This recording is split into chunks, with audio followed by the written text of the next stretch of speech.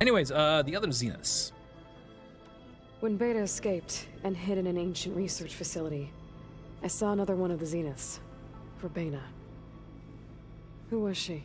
A dull star amidst a sea of brighter constellations.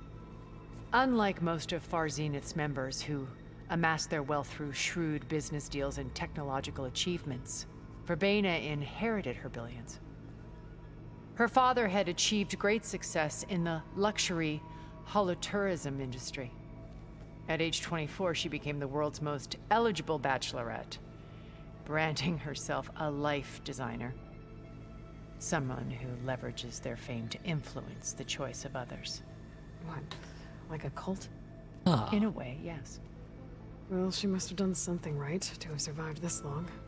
She was her own brand of ruthless. That much is true. But even rats can cling to a vessel for escape. When I was in the ruins of Vegas, I found data on a man named Stanley Chen. I think he was a Zenith. Stanley, ever the optimist. He was one of the good ones. When we established our colony, he built an exact replica of Las Vegas in virtual reality. Lights, shows, gambling, every detail perfectly recreated. And while others cloistered themselves in their own fantasies, he flung his doors wide to everyone. The way you're talking about him, I'm guessing he didn't make it back to Earth. No, he perished when our colony was destroyed. He would have been thrilled to discover that part of his beloved city survived.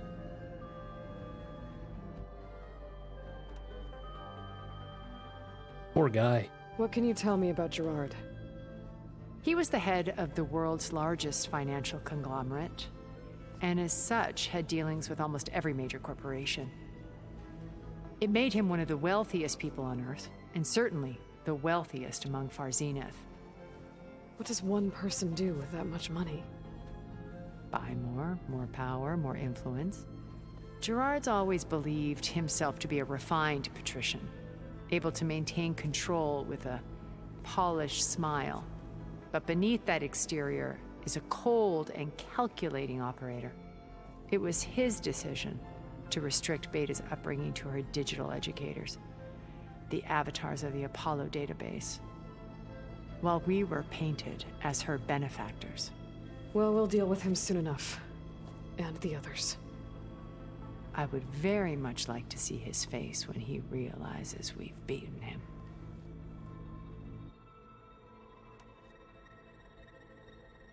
I still can't help but get the feeling that she's sort of planning something else as well, along with all this. So, Eric. Was he always a bloodthirsty psychopath?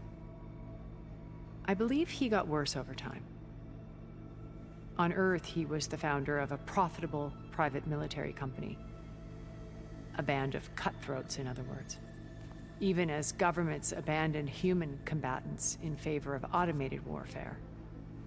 He found success with clientele that required a more personal touch. There were also rumors that he personally hunted and killed his targets. On occasion, all for the thrill of it. But on Sirius, he retreated to virtual reality simulations. In them, he could go on rampages as violent as he pleased, though I suspect with diminishing satisfaction. All of his tribe believes he was one of the greatest people from the old world. Then they would be quite disappointed to meet him. Though I'm sure he'd bask in the adoration.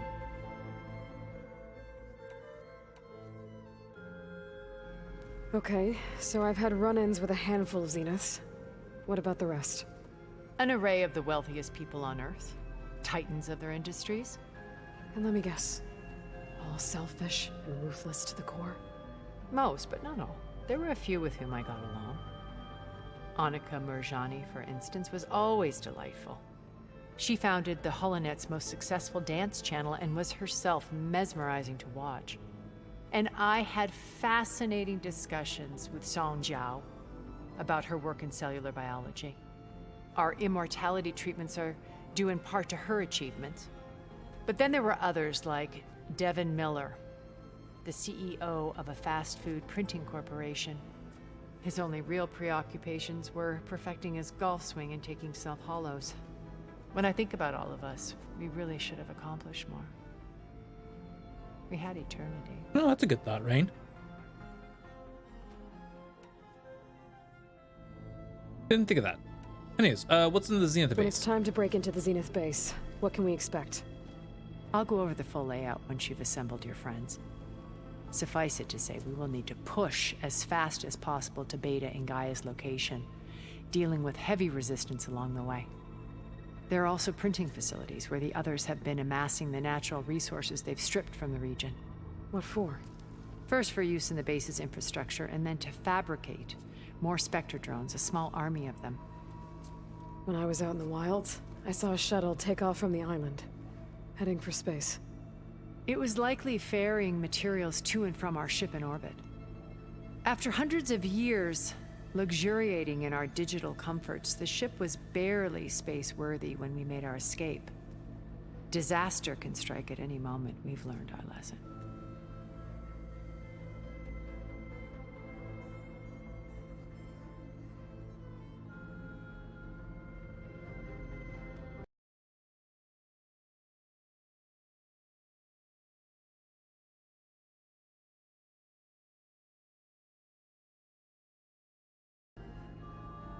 Okay.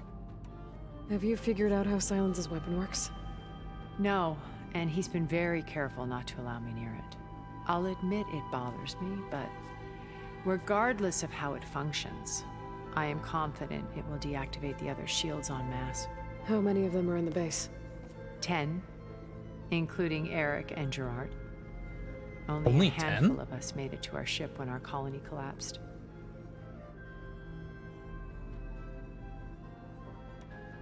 Why do you think Elizabeth pulled away? I've wondered that for 1,000 years. She was brilliant, visionary. She cared so deeply for the world, for the betterment of humanity. But it also felt like she kept everyone at arm's length, including me. She never wanted to share her burdens. I think, in the end, she had a core that she never let anyone be part of. Sometimes I wonder if anyone really knew her. I found a recording of you and Elizabeth back in the Proving Lab after Farzineth's attempt to steal Gaia. Yes. A most unpleasant conversation. She said something after the call. I think she regretted how things ended between you. Did she? All this time, thank you for telling me. I've always hated that those were the last words we ever said to each other. And that her last impression of me was as a functionary of Far Zenith, not who I truly am. Why did you make the data channel look like your house? I built that house as a shelter to weather any storm. A safe place, not just for me, but for the art stored in its depths. Cultural artifacts of incalculable value. Truly, some of the greatest achievements of human civilization. And you wanted Beta to see them? Yes. Her upbringing was so cold and technical. I think we already listened to this. I thought if she could experience Vermeer and Yeah, we it did. would bring something else into her life. A heritage every bit as valuable as the scientific and technical data being drummed into her. I'm sorry I had to cut off contact, but Yeah, we she did. needed its shelter even more. You said before that you're not like the other Zeniths. That you never were. But you went along with all of their plans. Out of necessity. I'm not proud of it. But complicity became a means of survival, both when Earth was consumed and when the colony on Sirius was destroyed. I did what I had to. But I resolved to remain one step ahead of the others, to try to undo what damage I could. Hence the data channel with Beta. The secret passage into their base and the little trick I pulled to save you. Okay. I'll let you know when it's time. I'll be here until then. And thank you, Aloy, for There's giving definitely me gonna be this a lot of chance. talking today. My past has Or in always been a this. struggle. More than once I've lost everything. But when I look to the future, I see Liz's dream fulfilled. A universe of new possibilities. Maybe we can make it happen. We will. I won't let anything get in the way. I promise you that.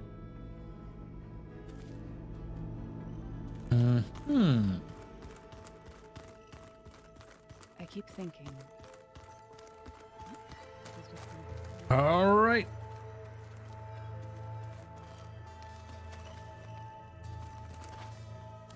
I see you've got your new arm ready to go. Yes. It still feels strange. I've gotten used to the absence, but no matter. I'm sure I will need it before the attack on the Zenith base is through. Haven't seen you since the battle at the Grove. How are you holding up? I saw you fly on the wings of the Ten, and paralyze Regalla's army with lightning. I would say that I am inspired. Thank you, I guess. It is I who should be thanking you.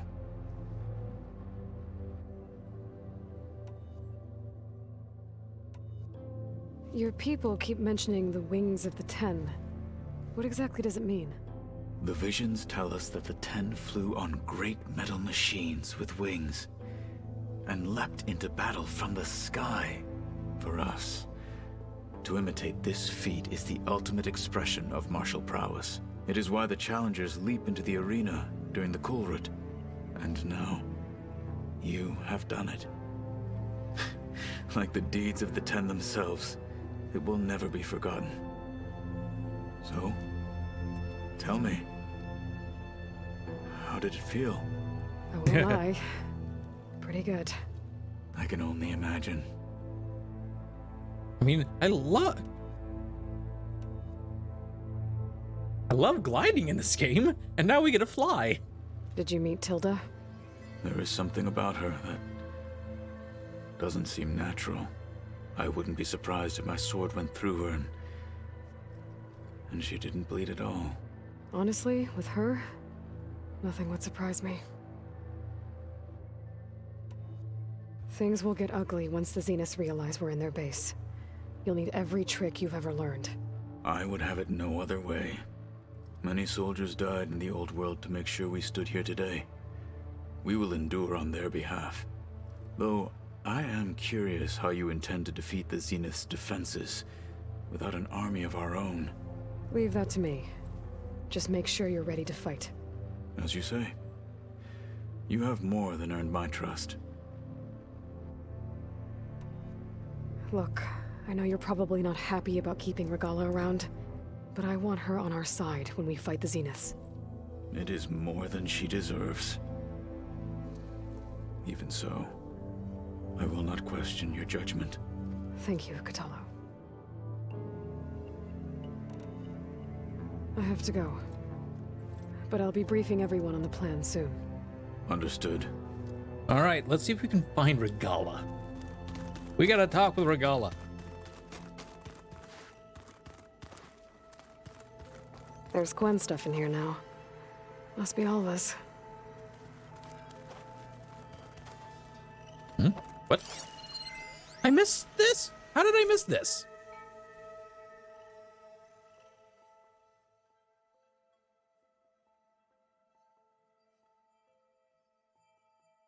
Get the message. Oh, is this? Oh, this is Alva's. Yeah.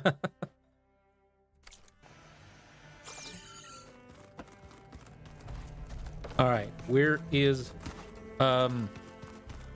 Regalla? Maybe downstairs?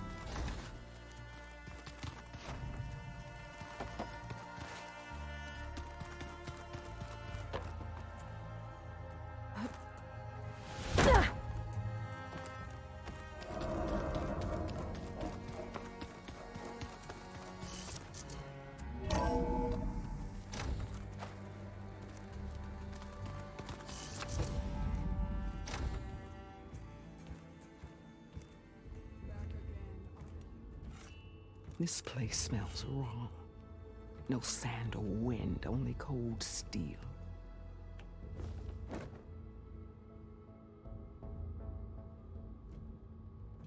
And the others up there, your squad. They can hold their own. And as for this base, it may not be what you're used to, but it is a shelter. Call it what it is. A cage. You came here on your own. For the battle you promised. So for now I wait in my cage for your word. Tell me when to strike.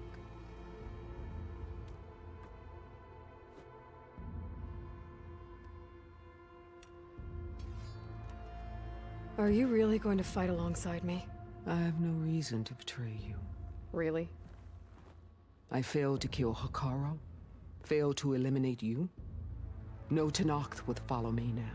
The Carja remain out of my reach, cowering behind their walls. All I have He is left so are the quiet. screams of those long dead and unending rage. So show me where to bury it. The deal you made. Override tech in exchange for an assault on the Zenith base. How did Sylens approach you?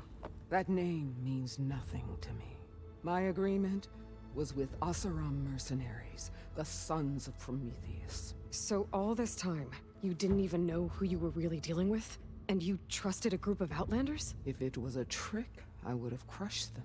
But they offered me the chance to run the Carja down with machines. The terror in your enemy's eyes when they see you charge. You know what I'm talking about. I bet you felt it. I don't think so. What about your end of the deal? Would you have honored it?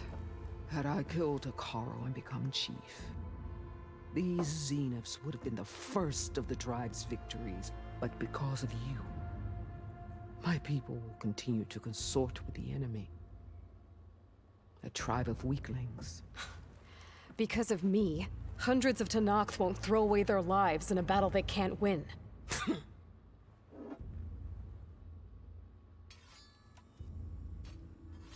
The whole time I've been in the West, I've been fighting you and your rebels.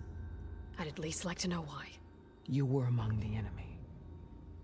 What more is there to know? Why did you do it?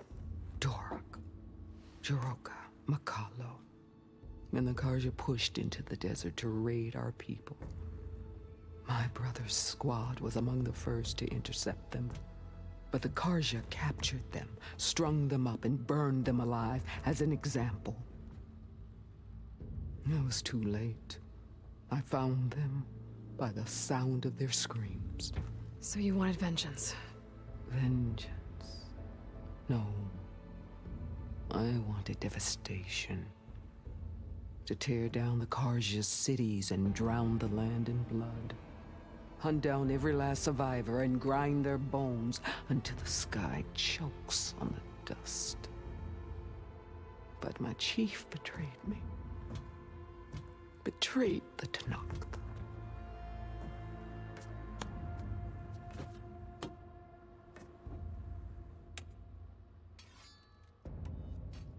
How did Hekarro betray you? Hekarro called on the clans to resist the Carja's red raids.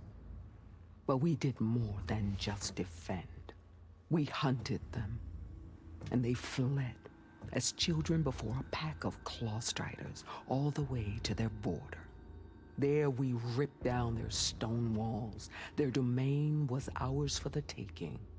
But when it came time to push on, Hekarro ordered us to fall back. What soldier retreats when slaughter is at hand? The kind who wants peace for their people.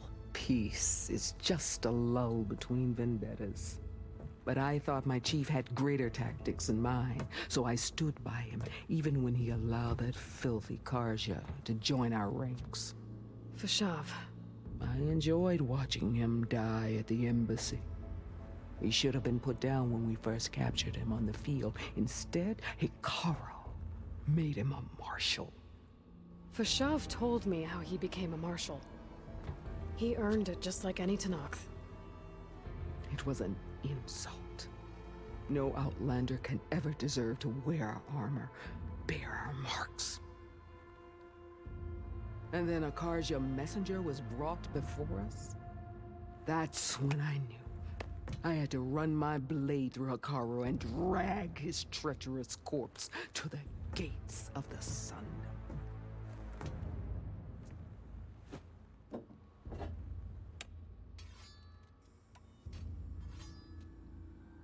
What happened when the Karja messenger appeared before Hikaru? The quivering priests bore a message from their new king. No more war. No more raids. Suddenly, the Karja wanted to talk peace. An embassy at the very fortress we tore down. A true Tenakth would never take a Karja truce. Their blood exists to be spilled. But Hikaru lapped up the priest's message. He showed himself a Karja-loving traitor when he accepted. That's when I challenged him. And lost. His mercy was just another sign of his weakness. I vowed never to rest until the debt was repaid, with him on his knees before me. So with an army of soldiers and machines at my back, I returned.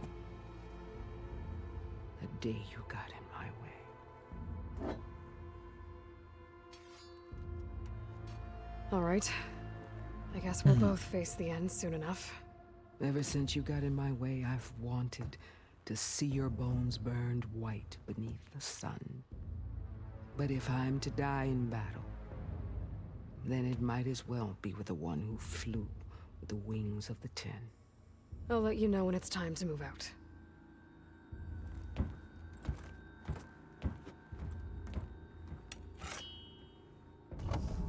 That was an interesting conversation. God, she's so quiet. That was a bit annoying, really. All right, where's the bench at? It was real quiet, and that was... So, All right, so let's see about upgrading our new armor that we've got.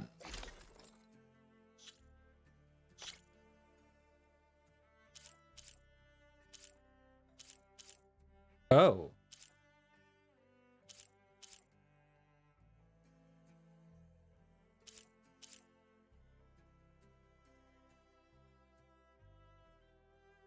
Uh-huh. Hmm.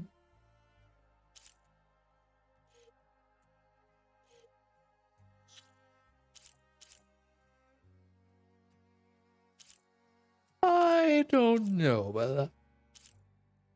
I don't know. Maybe not.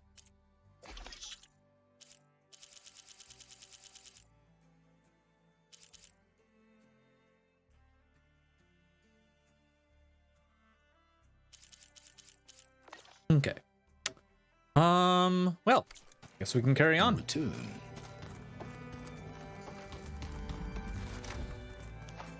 Okay, so there's a...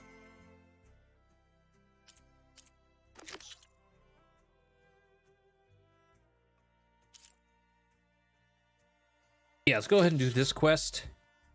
Get it out of the way.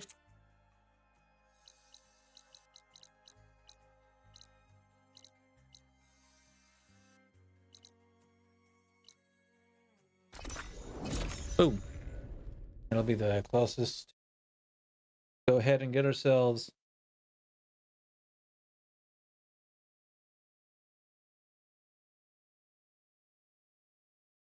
Psoriasis. Psoriasis.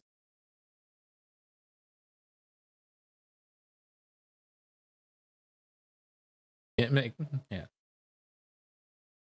That's what's really making my skin all itchy, like all around my neck. Like past it.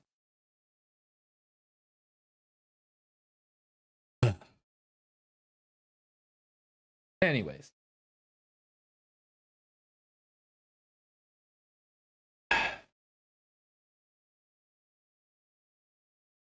I'm ready to fly, and I'm ready to fly again.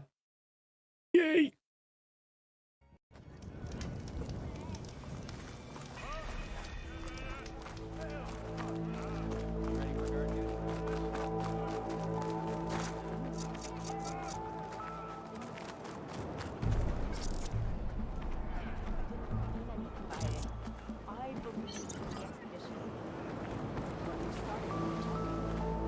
Can I do that from here?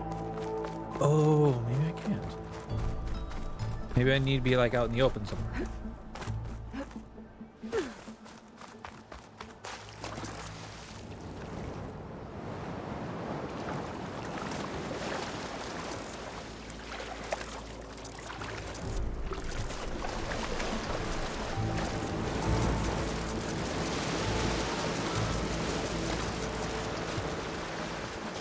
Really?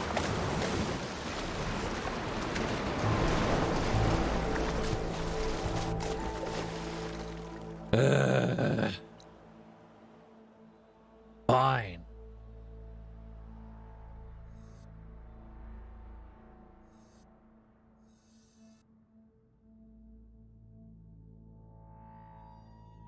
Fine. We'll go. I really don't want to fly too far.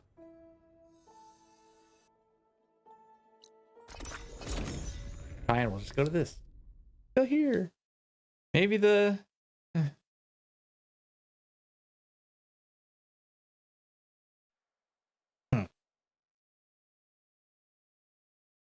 I go through 2 damn loading screens just so I can fly. Please don't be 3.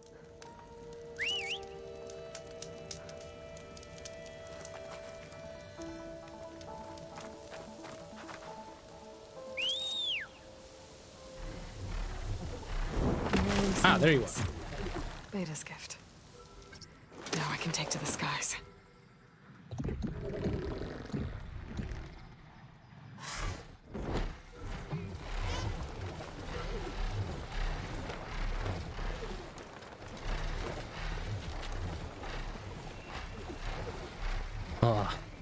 Oh, it feels good.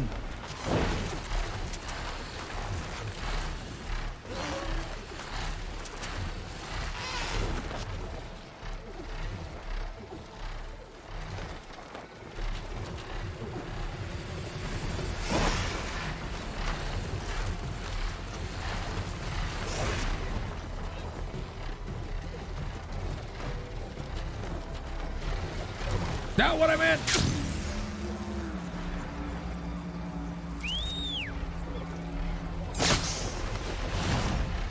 Oh. Well, that's cool.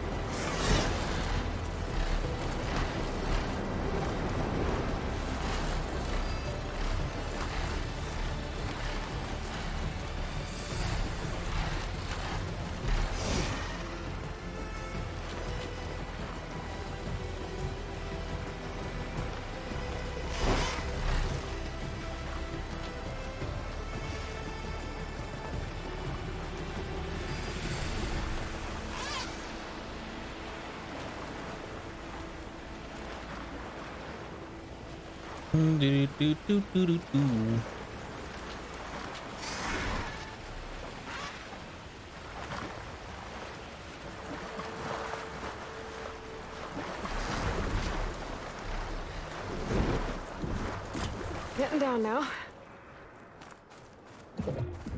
All right. Stay there. I don't want to override another one. Better be careful.